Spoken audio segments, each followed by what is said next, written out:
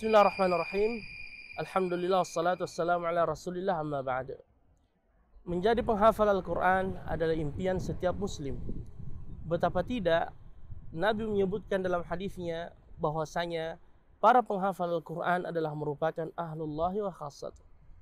Adalah keluarganya Allah dan kerabatnya Allah subhanahu wa ta'ala. Ditambah lagi dengan kemuliaan syafaat yang bisa ia berikan kepada keluarganya di hari kemudian nanti. Namun banyak orang yang merasa berat di dalam menghafalkan Al-Quran dengan berbagai macam alasan.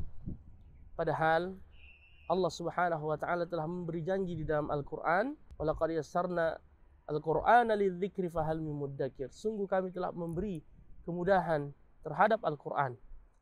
Siapakah di antara mereka yang ingin mengambil pelajaran darinya atau yang ingin kemudian mengambilnya? Jadi ini jaminan dari Allah subhanahu wa ta'ala.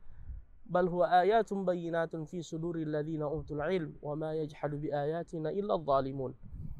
Ulama kita menyebutkan beberapa di antara perkara yang bisa membantu seseorang di dalam menghafalkan Al-Quran, dan ini adalah sesuatu yang mujarrab, yang menjadi pengalaman bagi semua para penghafal Al-Quran. Yang paling pertama dan utama adalah ikhlasun niyah. Hendaknya senantiasa kita mengikhlaskan niat karena Allah subhanahu wa ta'ala.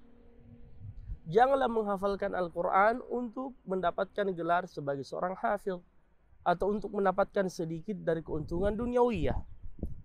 Jadi yang pertama adalah ikhlaskan niat karena Allah.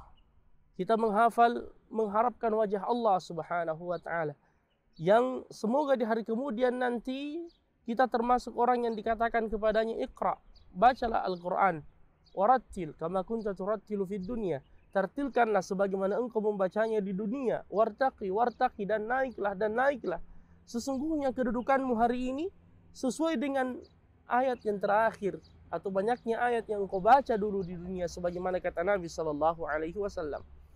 Kemudian yang kedua adalah perbanyak doa kepada Allah subhanahu wa ta'ala. Dialah Allah yang memberikan kita taufik. Dialah Allah yang memberikan kepada kita petunjuk. Dialah Allah yang memudahkan segala yang sulit. Oleh karenanya Syekhul Islam Ibn Taimiyah rahimahullah sendiri, salah seorang ulama yang kita kenal dengan keilmuannya, yang kita kenal dengan muallafat dan tulisan-tulisannya, hasil karyanya. Jika ada perkara yang beliau pelajari yang sangat sulit bagi beliau dalam sujudnya kemudian berdoa dan mengatakan, Allahumma ya muallima Adam wa Ibrahim, alimni wa ya mufahhima Sulaiman fahimni. Ya Allah yang memberi ilmu kepada Adam ya dan Ibrahim, ajarkanlah kepadaku ilmu, dan yang memberikan pemahaman kepada Sulaiman, berilah kepadaku pemahaman terhadap ilmu. Dan Nabi sallallahu alaihi wasallam sendiri yang mendoakan Ibnu Abbas radhiyallahu anhuma, Allahumma faqihhu fid din wa 'allimhu ta'wil, sehingga beliau menjadi salah satu di antara sahabat yang terkemuka di kalangan para sahabat Nabi sallallahu alaihi wasallam. Jadi perbanyak doa kepada Allah subhanahu wa ta'ala agar Allah memberikan kepada kita kemudahan di dalam menghafalkan Al-Quran, kesabaran dan as-sabat, keteguhan di dalam menghafalkan Al-Quran. Dan yang ketiga adalah kasratut tikrar. Harus seorang yang ingin menghafalkan Al-Quran banyak mengulang-ulangi maqta' atau ayat-ayat yang hendak ia hafalkan. Dan kabar gembiranya Masya Allah, semakin kita mengulang-ulang ya, misalkan satu wajah dari Al-Quran, maka semakin bertambah saldo pahala kita di sisi Allah subhanahu wa ta'ala. Bukankah Nabi SAW menyebutkan dalam hadis, barang siapa yang membaca satu huruf dari Al-Quran, maka ia akan mendapatkan satu kebaikan, dan satu kebaikan itu ya bernilai 10.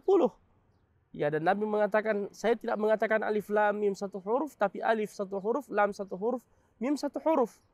Dan mushaf Al-Quran dalam satu halaman itu kurang lebih 30 huruf. Subhanallah. Jadi kalau kita membaca satu halaman, kita telah mendapatkan 300 kebaikan. Apalagi kalau terus menerus diulang-ulangi sampai kemudian rasikh, ya, sampai kemudian bisa kita hafalkan dengan baik, ditambah lagi dengan murajaahnya, ya, ditambah lagi dengan mengkhatamkannya, kemudian diulangi lagi, maka pahala kita akan semakin besar di sisi Allah subhanahu wa ta'ala. Yang keempat adalah hendaknya Anda senantiasa bersama dengan orang yang memotivasi di dalam menghafalkan Al-Quran, baik seorang syekh atau seorang ustadz, dan ini nasihat dari para ulama kita, jangan kita menghafal Al-Quran sendiri. Hendaknya ada yang membimbing kita, yang memotivasi kita, yang mengontrol kita, yang memperbaiki bacaan Al-Quran kita.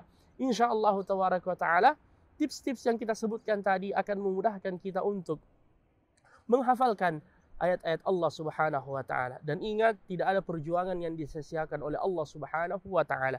Thawabuki ala qadri nasabiki, kata Nabi kepada Aisyah, bahwasanya balasanmu sesuai dengan kepayahanmu di dalam melakukan ibadah. Al jaza'u min jinsil amal, balasan itu sesuai dengan amalan yang kita lakukan. Insyaallah taala sampai Allah membukakan pintu taufiknya kepada kita sekalian. Semoga Allah menjadikan kita dan keluarga kita termasuk ahlul Quran. Innahu waliyyu dzalika wal qadiru alaihi. Wa sallallahu ala nabiyyina Muhammadin wa ala alihi wa sahbihi wa sallam.